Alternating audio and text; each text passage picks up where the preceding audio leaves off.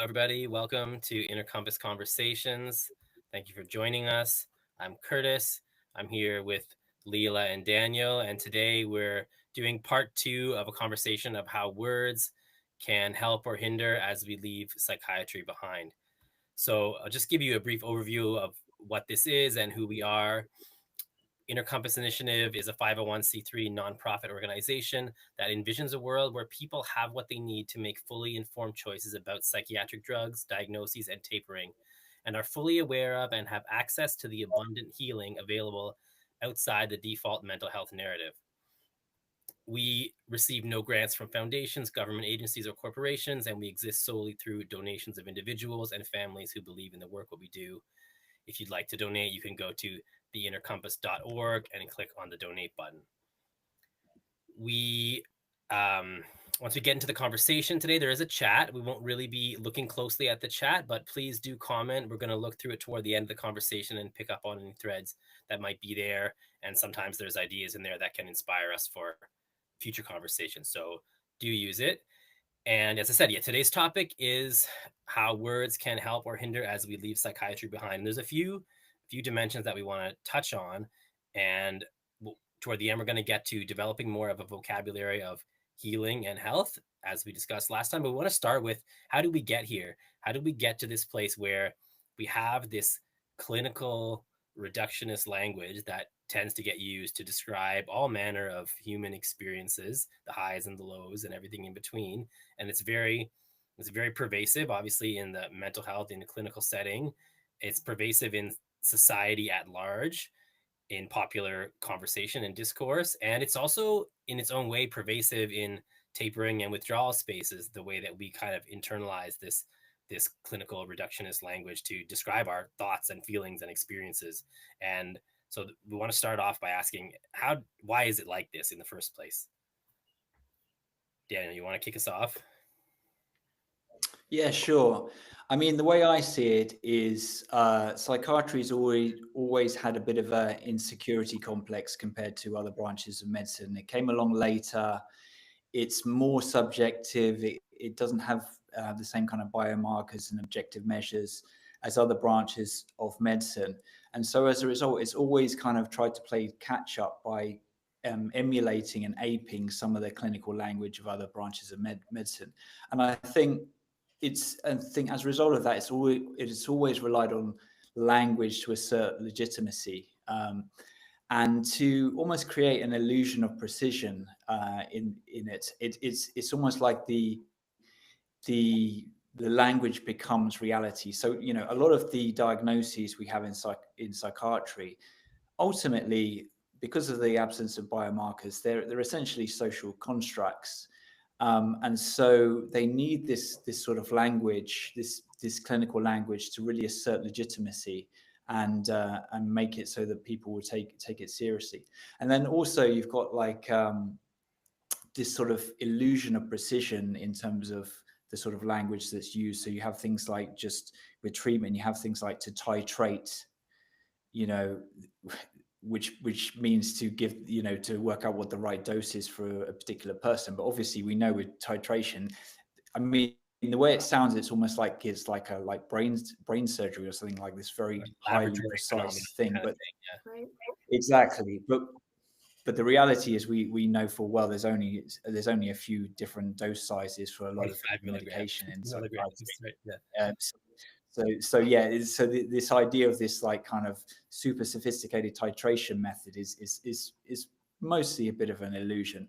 And then similarly, we've got the sort of terminology used for a lot of the treatments, for a lot of the medication. So antidepressant. So it's this idea, kind of emulating the language of antibiotics, that is this precision targeted medication that hones in on your depression in a very specific way and targets it. Same with antipsychotics as well. You're in psychosis, this is going to target it. It's not a tranquilizer. It's not a sedative that's going to just sedate you. It's an antipsychotic. It's really going to target you. And the same with mood stabilizers as well. So yeah, there's also sort of language in terms of we talked a bit about this last time. A kind of hiding the coercion. Obviously psychiatry's got a long history of social control and social coercion, and to sort of minimize and hide that language, it uses a lot of euphemisms. So things like early intervention to mean to step in aggressively and give people medication, or involuntary treatments, which obviously can literally mean locking somebody up and tying them down. Yeah. Or stabilized as well. Someone is stabilized. What stabilized means often in practice is they've been drugged so much that they're in such a sedated state that they can't respond. So yeah, those are some of the things that come to mind for me. I don't know about you guys, what your interpretations are. I think I'm really curious this bit of that you said about the categories of antidepressant, antipsychotic, anti-anxiety, and you're absolutely right. The way it can mimic like antibiotic or whatever. But like, what else? I mean, in terms of reclaiming a different kind of language, what else do we call those things? I feel like there's a trend towards just referring to, or I try to, like, I'll refer to SSRIs. I won't say antidepressants. I'll say SSRIs, or I won't say, and just call the class of drugs what they are, like as close as I can. And that's what I try and do. I don't know what you guys think is the best kind of way around that, because I do find we sometimes end up for the sake of expediency just saying antipsychotics. I know they can be called neuroleptics, but most people that doesn't mean much to most people. So I mean, probably calling them tranquilizers is actually probably a term that we should just use. Actually, but I'm curious what you guys think. Yeah, I mean, similarly to you, I try to just default to calling them by the drug class because it feels the most new. It's like this is a descriptor, Stimulants, they're not like this ADHD is like a drugs. Yeah. right. Um, but it is true that I will say that sometimes and people might not know what I'm talking about. And then I find myself putting air quotes. I'll be like antidepressants, and then I'm like, oh, how's that going to land to the person I just said it to if they're not, you know, they don't sort of they're not thinking about any of these things, or not at the level that maybe I'm on when I'm saying what I'm saying. But yeah, I for me just the most neutral descriptor that I can use is what I tend to try to use. So that would be naming the class of chemical. Right. Yeah, I know that in some cases there's one prominent critical voice who he doesn't call them antidepressants, he just calls them depression pills or sedation pills. He just literally calls them like that. I mean, one thing I'd add to all of this is just talking about them like they're meds, that medication or their medicine, and that language. I mean, let's be clear, they're drugs, right? Ultimately, they're drugs. And it's really interesting the way that there's this kind of differential language that drugs are often used in a negative sense in society. They're kind of associated with street drugs and things like that, right? And then medicine is this like highly targeted, safe, nice, really great thing. And there's you get this bizarre situation where you have all these anti street drug campaigns about how dangerous and how they can kill you and all of these things, and yet many of those street drugs were at one point actually used by psychiatry or used by the medical profession. Still are, in many cases, therapeutic. Or still are. Literally the same or drug. still are, exactly. And exactly. then, So yeah. Yeah, and then and then very often when people, if somebody enters some sort of a treatment program for a street drug or something like that, things that society calls drugs, they're taken off of those things and they're put on psychiatric medications, Yeah, absolutely. And can end up on medicine. 3 or 4 different drugs when they went in to get off of one. And I mean, I think a lot of it has to do with this idea that you were talking about, Daniel, of precision, right? That like a street drug or self-medicating is, well, maybe on Friday it's this much, on Saturday it's this much, next week it's none. But with medicine, you're getting it's this many milligrams of the same drug every single day or at these consistent intervals. And I mean, there's some validity to that, I guess, in the sense of, I mean, that's a meaningful distinction, I guess, that, but it doesn't make it fundamentally different. It's a notion of precision, and it's a notion of who's of authority, which I've always found. You know, you were talking earlier, Daniel, about authoritarianism, and I've always found it fascinating or curious, this idea that that someone else medicating you is legitimate, but self-medicating, so to speak, is bad. Like that, in some ways, it's kind of an inversion of like actually things that you choose for yourself. I don't know. I put autonomy fairly high in like my moral hierarchy, shall I say? You know, so like if someone's choosing something for themselves, whether or not I think it's a great idea, that has a certain inherent validity because it's someone's own choice. But if someone's choosing for you, you know, even when, especially when it's explicitly coercive, or even like when it has that like the weight of authority behind it, it's maybe not explicitly coercive, but well, you kind of should because this person or these institutions say you should. So, you know, and to me that feels like a kind of a moral inversion.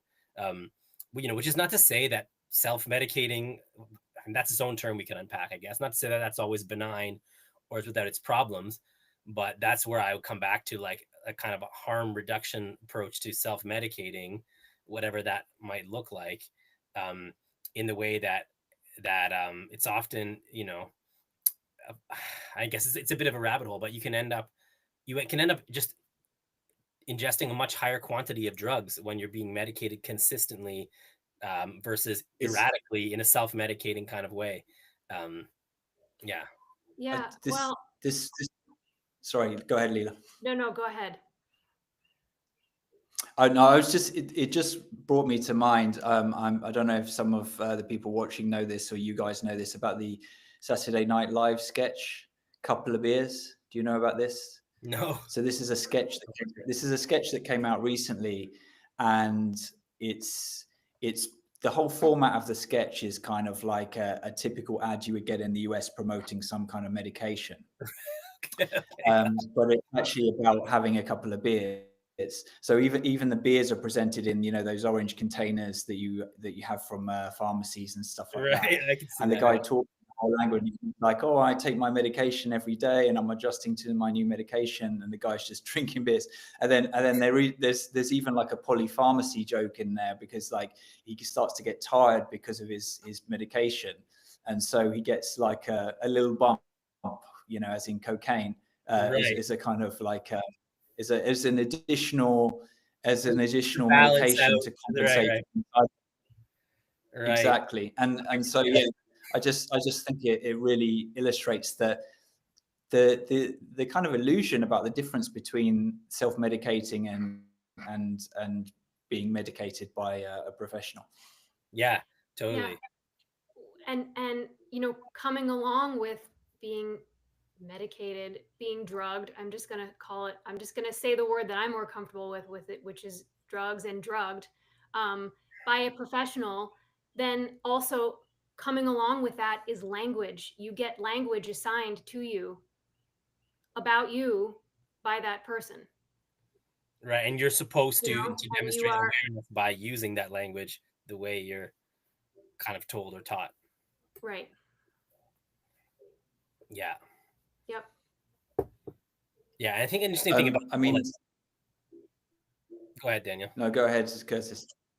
The whole drug medication thing is interesting. A bit of a lag. Yeah, go ahead. In that, I mean, I sometimes hesitate to use the word drugs in the way that I don't like saying meds or medication, because it legitimizes it in a way. But then sometimes calling it drugs, it can be maybe like it's pejorative of the person, or you're just taking drugs. Like it's a bit tricky. Like, so I sometimes catch myself there that like it's not without problems to just say like calling them drugs. Depends on the context and who I'm talking to and what, you know, what we're going at. There's almost I feel like another thing where I want a different term. Like just it's a substance, like a more these are all substances that have strong biological effects, like whatever they are, and I don't want to legitimize them by calling them meds, but I don't want to like just saying drugs as to describe someone else's experience and someone else's choices, maybe. Yeah. Anyway, because Well, a word that just came up for me was chemical, as right, you were talking. right, chemical compounds. Yeah. Like, One thing I was going to add to this about the drug thing, though, because I'm more in favor of the using the word drugs, although I completely recognize what you say, Curtis, that because of the connotations with, the war on drugs and street drugs, it can be seen like you're stigmatizing somebody Exactly. by saying that they take drugs, and that can work against us. But I think, for me, I like to use the word drugs because I feel like people have and used to have as well, a very intuitive understanding about how drugs work. That drugs change your mental state. I mean, you can look at Joanna Moncrief and the drug-centered model of medications. But this understanding that I think most people had before the 1990s, most people had this understanding that drugs altered your mental state. And that they could, do that in ways that were unpredictable. That they weren't these sort of silver bullets that were highly targeted to correct a chemical imbalance in your brain. They were drugs that changed your mental state, and that you could become dependent on them. And that when you and over time, they could take more from you than you were getting from them, and ultimately lead to problems. And people understood that intuitively. And I think in this conversation we're having about the difference between drugs and medication, I think that this focus on using the word medication and this idea that they're kind of correcting something and they're sort of these targeted interventions has actually blinded us to what is basic common sense about the idea that they can cause dependence, they can cause adverse reactions, they can cause all these problems. Yeah. Very well said. Very well said.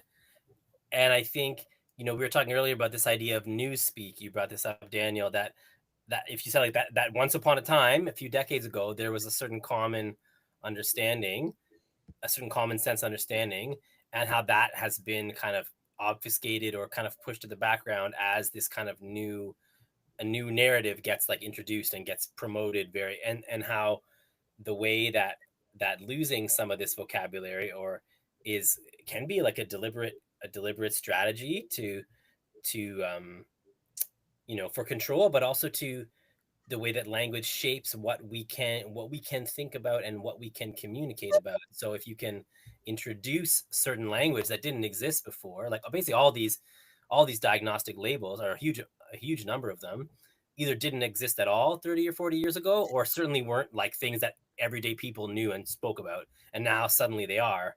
And then what are all the other words that have maybe faded into the background that people don't use anymore, we don't have at our fingertips? And yeah, so this idea of kind of a mental health or psychiatric news speak, referring to the George Orwell's 1984, in terms of making it harder to think and talk about things that people don't want us to think and talk about.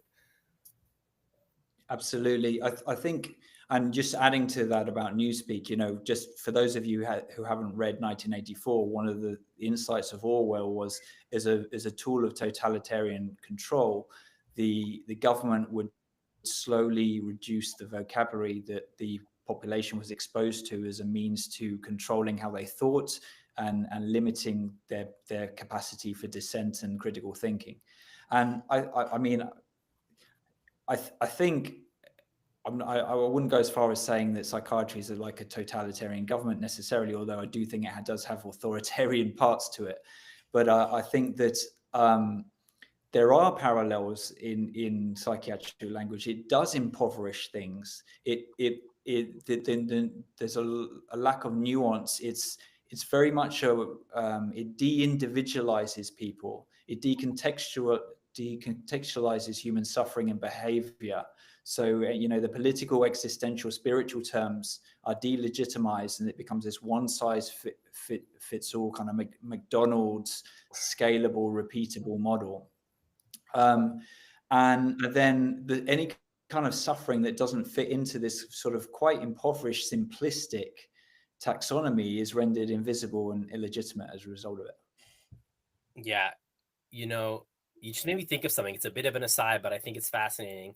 About 15 years or so, maybe, there was a children's book published. It was called The Lost Words. It was a British book. I don't know if either of you heard of it, but basically it's about this the Oxford Children's Dictionary. And of course, there's the Oxford English Dictionary that has supposedly every word in the English language, but then there's these smaller ones, the Oxford Children's Dictionary, that's meant to be a dictionary for children.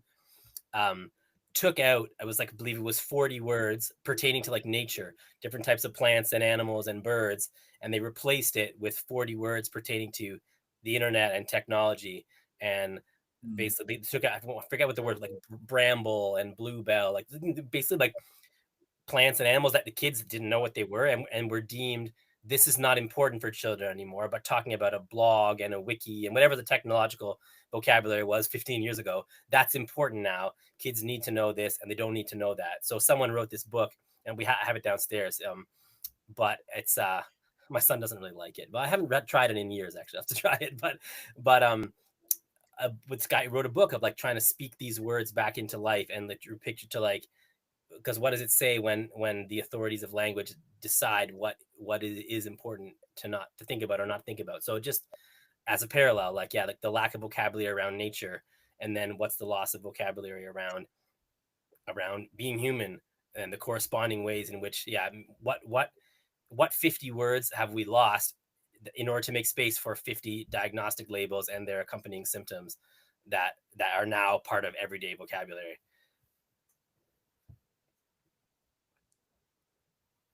And how could we bring that, how could we reverse that, maybe? That's a really interesting question. You know, how much would it take for any of us living in today's world to even figure out the words that were lost and replaced? You know, um, that's the first thing that comes to my mind, which makes me kind of sad. You know, Yeah, like that, like how much has been lost that we might never get back. But at the same time, there's always the space to create exactly. new language, new vocabulary. You always can. Yeah, there's tons of words and concepts, because there's hopefulness in that, in the sense that it always does Yeah. change. You can't, and maybe some of these old words and maybe they belong to a different time too, and we can't just, bring something.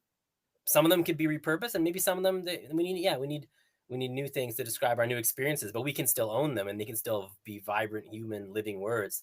It doesn't have to be owned by the authorities, even if they're new. um so yeah, we do want to get more into this. So, go ahead, Daniel. Yeah.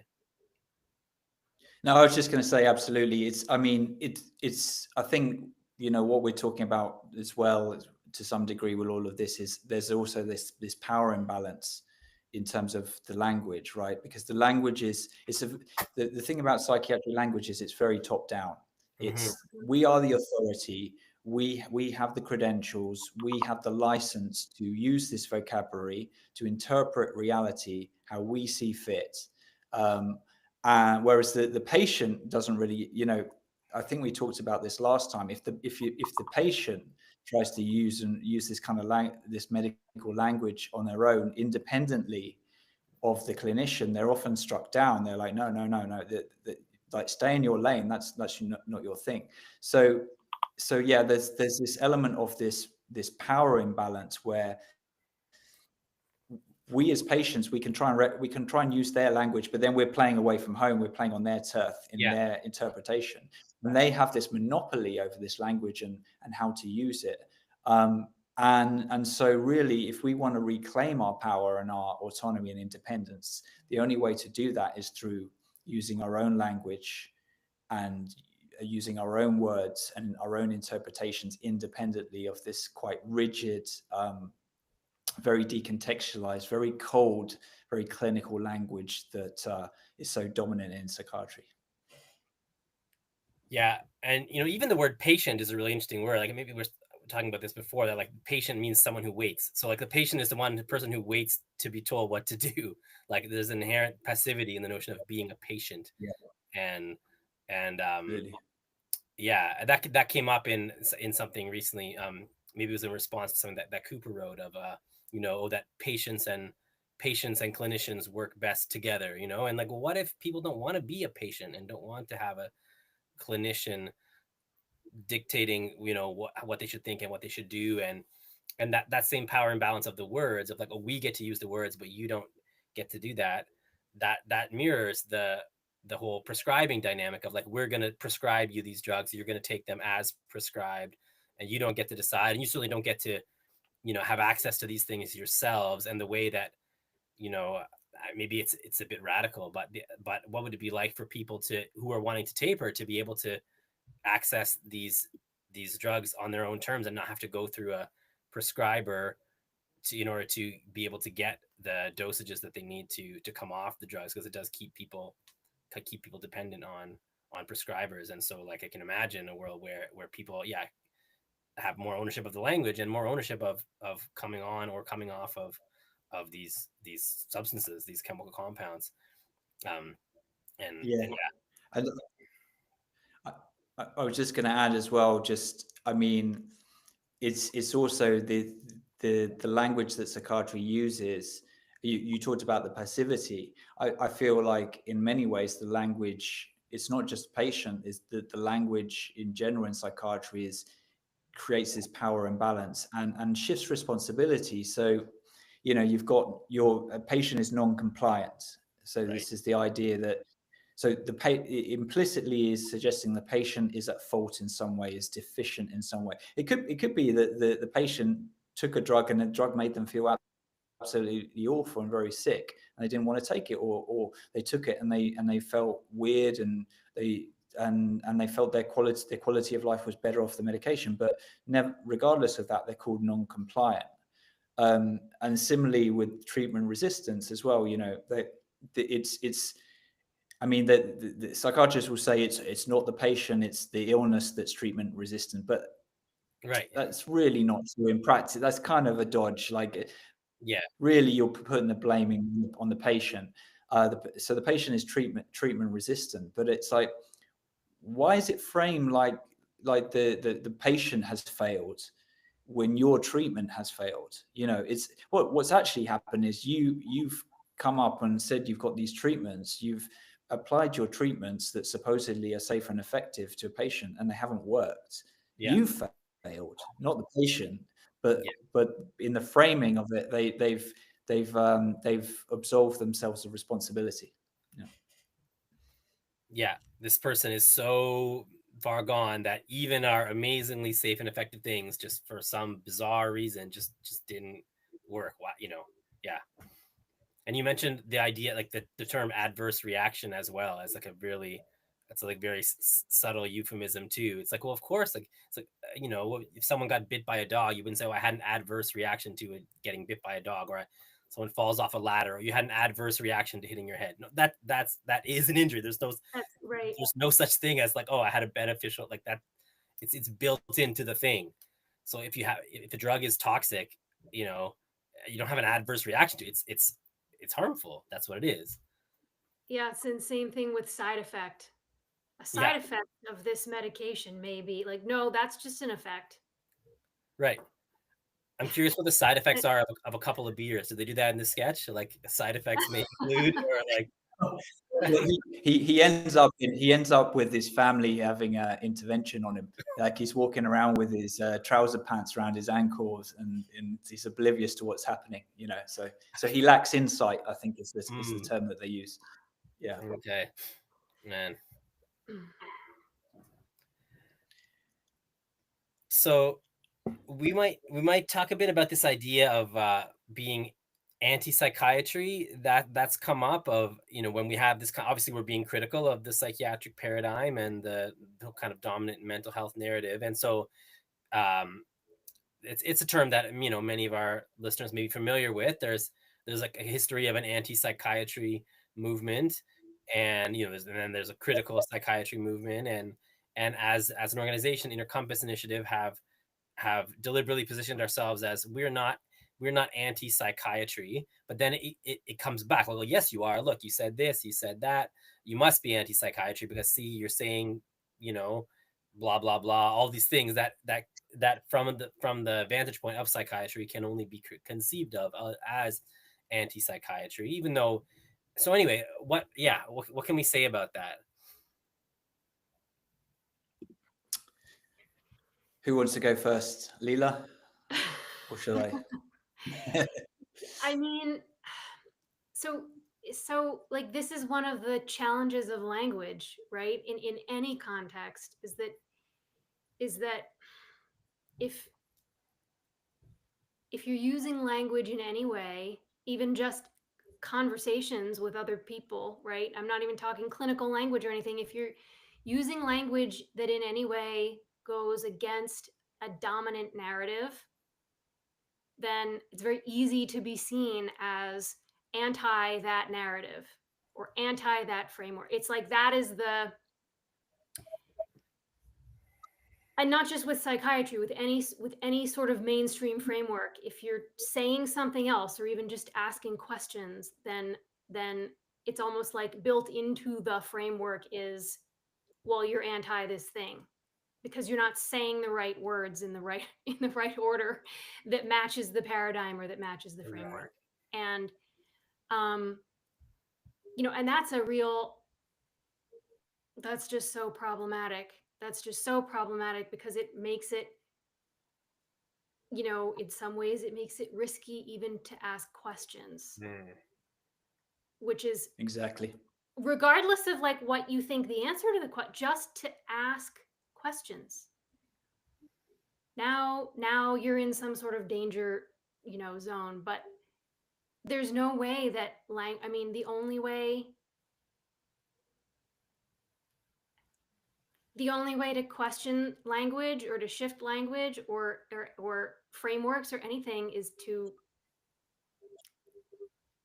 use some sort of narrative framework, if that's even making sense. I'm tripping over my own words in my mind because, which is sort of the essence in a lot of ways of what we're getting at, how language can box us in and how it's really imperfect in a lot of ways. Like it can't fully capture any of what we're ultimately needing to capture or trying to capture in a lot of circumstances. I realize I veered sort of way off from the original question, or the original prompt, which is, what can we say on this assertion that we're anti-psychiatry? But I mean, I guess it's like, you want to ask questions, you want to dare to entertain something else, you must be anti the status quo. Well, it's like, yeah, the way I see it is that, well, how you described it is that if you're not sticking to the script, then you must be anti whoever wrote the script. Like, that's it. Like that there's the script and then there's everything that's against the script. It's like, no, it's this is stuff that's outside the script or beyond the script. It's not in the script.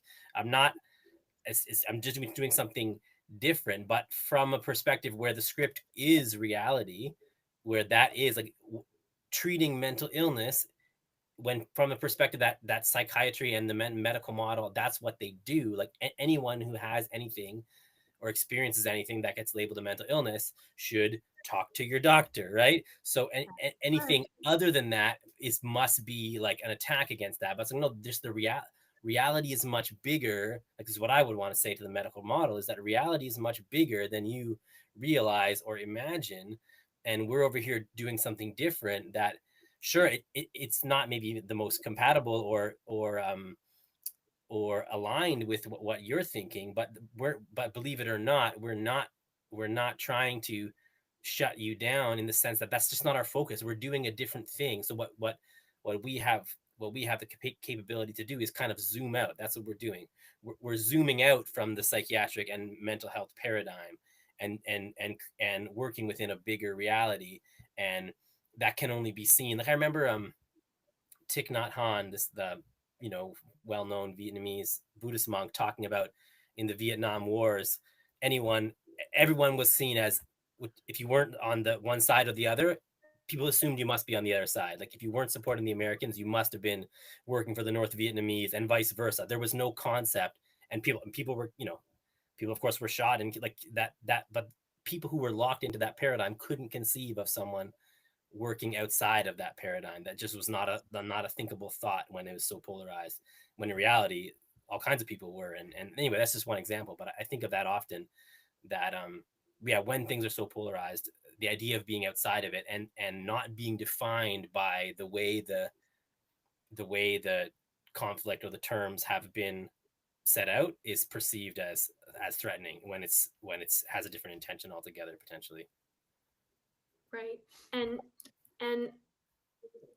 anytime that anything is being defined either by the script or in opposition to the script, anti the script, it still is being defined in relation to the script or the dominant, this is what's true, which doesn't leave space for exactly what you're talking about, Curtis, that no, there's just more to reality, and it's possible to operate from somewhere else.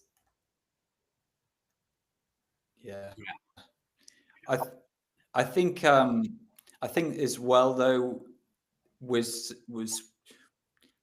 the way we're talking about it is, like how people are forced into this anti-psychiatry. But to be perfectly honest, and as someone who's quite active on Twitter or X, and seeing some of the kind of polarized discourse on there, I mean, I honestly think that in many cases the use of the anti-psychiatry term is not used in good faith. I think it is used deliberately to shut down any kind of alternative perspective from quite a rigidly mainstream psychiatry, and it's used as a way of avoiding accountability as well for psychiatry. So so someone goes, oh yeah, I got really harmed by this medication, or it really messed me up, or I'm speaking up for people that are harmed by medication. That get called anti-psychiatry.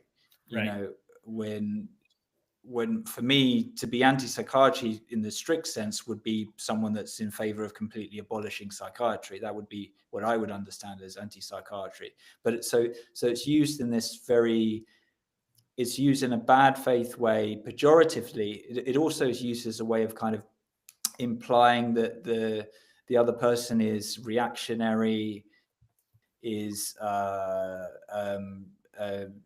driven by ideology, and juxtaposing that irrational kind of reactionary approach to the very rational, calm, nuanced, scientific approach of conventional psychiatry, as well.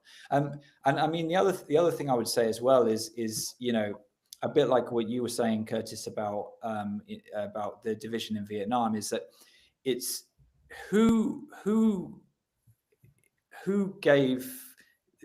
said that the people in psychiatry could call the other people anti-psychiatrists? Like who gave them the authority to define that? Because psychiatry should be, in any field of endeavor or of inquiry, should be pluralistic. It should have a variety of viewpoints. So who gave those people in the mainstream view the authority to then define other people as being anti-psychiatry? It's reminiscent of in the US or in Canada or in the UK, whatever, when someone says, oh, you're anti-American, that's anti-American, or you're anti-British, or you're anti-Canadian. It's like, hang on a sec, who gave you the authority to decide what is American and what is not? Who put you in charge to say that? These are contested terms with a variety of different perspectives. So yeah, I certainly know that some people do, who have more of a sort of independent or critical view of psychiatry, certainly do identify with the anti-psychiatry label and embrace it. But there's a lot of people that don't, or see themselves as critical psychiatrists or part of the prescribed harm community, or something completely different and not even having anything to do with psychiatry at all. So it's a variety of viewpoints. Totally. Yeah, that's really important, that there's always dissidents or minority viewpoints or within any given community or a group. As you said, there's psychiatrists who are critical of many of the practices of psychiatry or whatever. So yeah, are we anti those people? It's absolutely really good point. Who gets to define what even these things are? And yeah, and I think in our case, it is a lot about the dynamic that you mentioned, where if someone's making some valid criticism, to just say, oh, you're anti-psychiatry, then just like forces, then the whole conversation becomes about, well, no, I'm not. And then it's a distraction as much as anything else, because instead of the conversation back foot. about puts it in the back foot, instead of we're talking about drug harm, or we're talking about the problems with applying these disease labels to, say, teenagers. Like that's the topic and call it what you want. We're addressing this issue. Oh, you're anti-psychiatry, and then suddenly we're not talking about that anymore. So it's deflecting.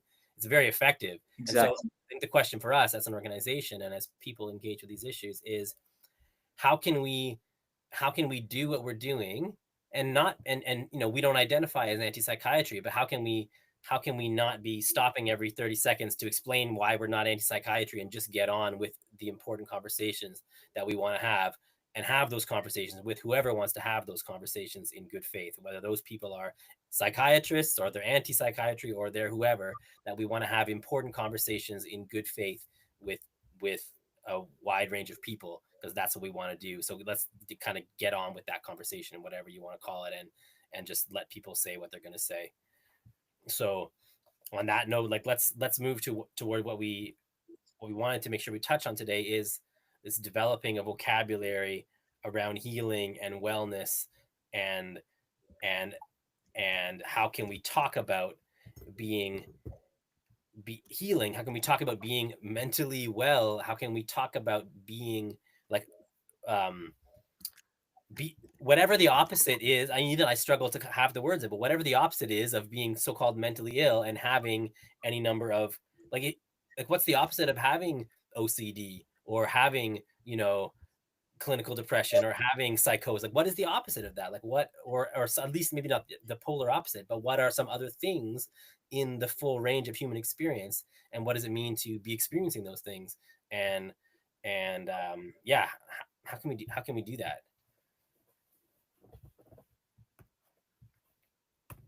Yeah, it's I mean, in some ways, in many ways, that this was kind of the perfect segue, right? This question of how do we have these conversations without stopping every 5 minutes to explain what we're not, you know? And how we do it is we just don't stop anymore. And like this is how I see this language piece, and building a language of healing or health or whatever words you want to use. At least for myself, it's looked like not stopping to explain context, and it looks like not trying to choose my own words for myself juxtaposed against some other external context or construct. Like in my own sort of personal evolution with this, there were certainly long periods of time that I was very good at the clinical language. I thought that meant I was informed and I could use it, and I could use it the right way, and whatever that even means. And then there was sort of a period where I didn't want to be using the clinical language anymore. So then all of what I was trying to use to describe my own experience, and I just mean like to myself and to my trusted people, all right, was somehow in opposition. It was like, oops, no, that's a clinical term, so I have to use a different term. It was like I was sort of coming up against the old framework, trying to build a new framework and find new language. And then I kind of reached a point where it was like, all right, well, what would happen if I just used the words that felt like the right words in the moment for me, and it wasn't about any framework? Mm-hmm. And so in a way it was like I stopped policing myself, first like policing myself to use the correct clinical terms, and then policing myself not to use the clinical terms. It's like, well, what actually just feels like the right language right now in this moment for me? Mm-hmm. Yeah. And that was that's been a big piece of it for me, is putting down the efforting to have it be one thing or another thing. Yeah, and like you're starting to kind of improvise and innovate is the word. I mean, yeah, and create, Right. and you're becoming creative. And that's, speaking of being what's the opposite of the pathological framework? Creativity is a big part of it. The capacity for creativity and autonomy and novelty and things. Yeah. I was going to say as well, I think of course, this conversation is all about language, but we don't necessarily need to have words to describe our experience. It's true. We can. There's a power of silence and a power of just sitting in the moment. And silence can be extremely powerful. Non-verbal communication as well. And I do, especially as we spend so much time online nowadays and texting rather than talking, and engage with apps more than engage with human beings. I think that if we're gonna stick with the language part, I would say the most freeing language is maybe the language you could find in literature or poetry. Because that's language that's creative, and I'm talking like creative literature, not sort of really basic stuff. It can make you think in new ways and new perspectives. You're also putting yourself in the shoes, if it's fiction, putting yourself in the shoes of other people that may be very different from you with different perspectives. I think all of those things can promote a sense of self, a sense of emotional complexity and nuance that everyday language, and certainly psychiatric language and therapy speech as well, all kind of fail to do. So yeah, I would think of anything, like Leela said, anything that's related to creativity or to attempts to articulate things that are not routine and everyday in terms of being articulated. That is immensely empowering, and that's the way that we escape the existing paradigms that we live in. Yeah. Beautifully said. Yeah. What I kind of heard in that was like getting away from the automatic, like the thing, like from just like, oh, how are you doing? Oh, I'm fine. Like that kind of like automatic, like what are the words that we grab before we even think, before we even realize how we feel, and doing something different. And that kind of, yeah. Ditch the emoticons, Right. Select this emoji. I mean, at least there's a proliferation of emojis now, but that can help a little bit. But yeah, absolutely.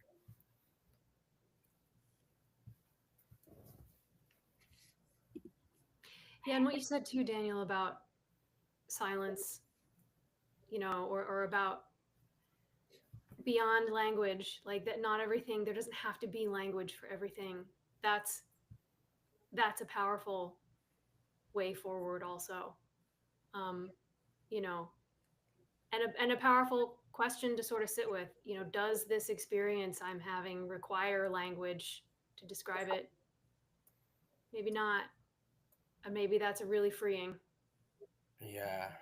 There's an old, I think it's a Chinese proverb that says, "Don't speak unless what you have to say is an improvement on silence." And I'm not very good at that. I mean, here we are talking away for an hour, but I think of that sometimes. Like, is this really? And usually not. I mean, what's an improvement on silence? I guess depends on what the quality of the silence, or the quality. You can maybe expand that to say not just silence, but is this an improvement on a baseline experience, or whatever I'm experiencing, or what someone else is experiencing? How is this making a contribution to the quality of experience in this moment? And if it's not, then yeah, maybe not. I was curious because in the last session I brought up the idea of the soul and spirituality, but I certainly think for myself this is kind of underdeveloped and needs work to develop. And talking about the soul, and for me, coming from a secular background, I'd be interested what you both kind of, what that would mean to you, about what does spirituality or the idea of a soul mean for you in terms of healing and moving on.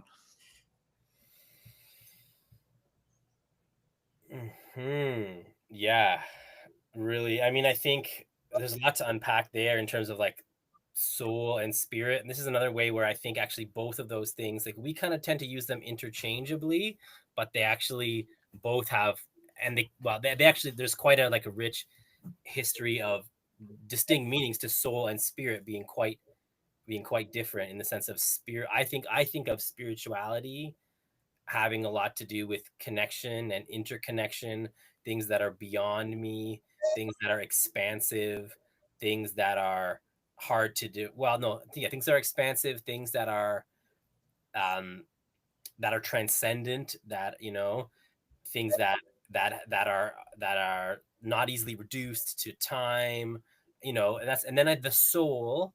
I think of the soul as very personal, the soul as very unique, the soul as very pertaining to what's happening within me, and right under my feet, and kind of ineffable, also hard to describe, and more subtle, and but also more located in the body and connected with sensation, and like anyway, so those things can flow into each other, I think. Like if I'm sitting watching a sunset on the beach, I might be having some spiritual sense because I'm just seeing the expansiveness and the grandness of everything and the sense of connection.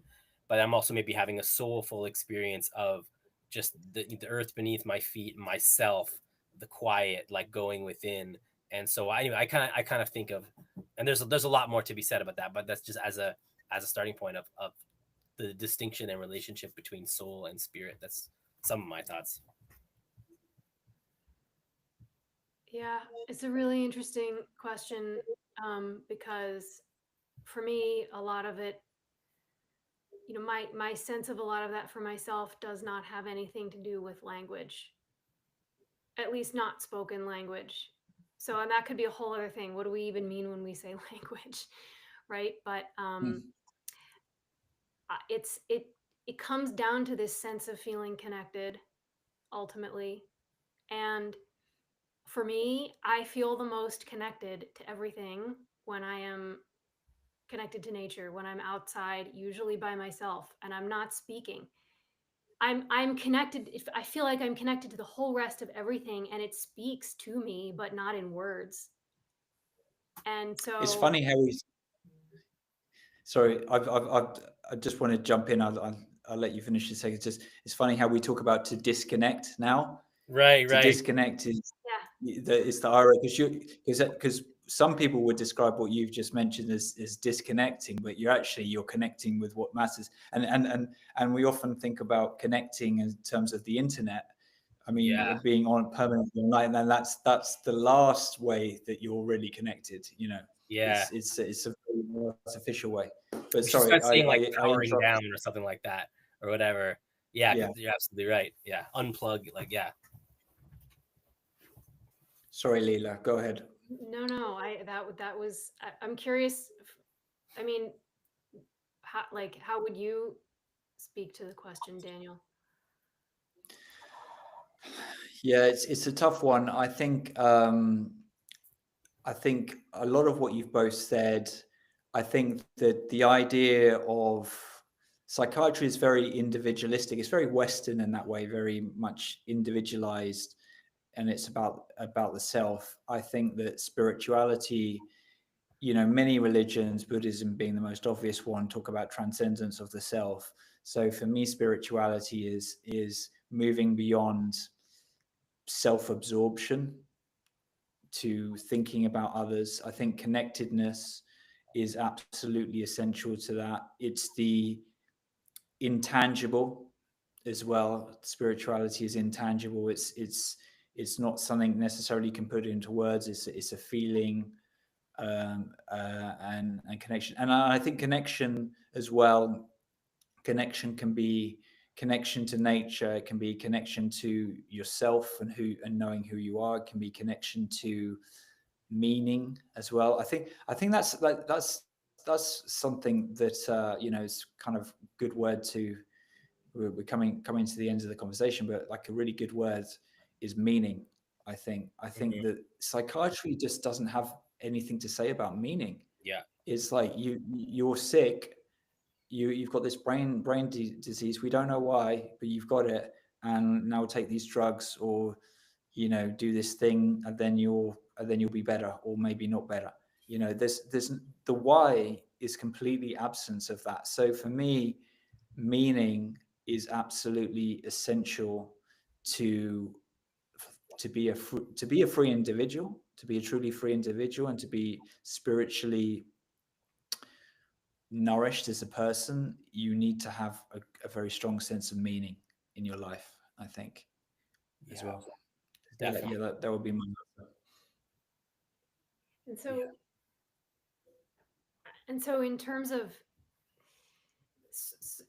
thinking about language, and this question we've been looking at, like what does it mean to create new language or create healing language? Or I'm not phrasing it as succinctly as I mean to, but the whole thing that we're doing here, I'm curious if there are words, a word or two that each of you associate with that for yourselves. Like what is language that helps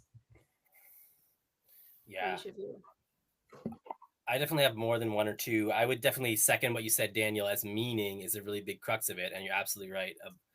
That the evacuation of the idea of meaning is a huge part of what creates the space where the medical model like operates.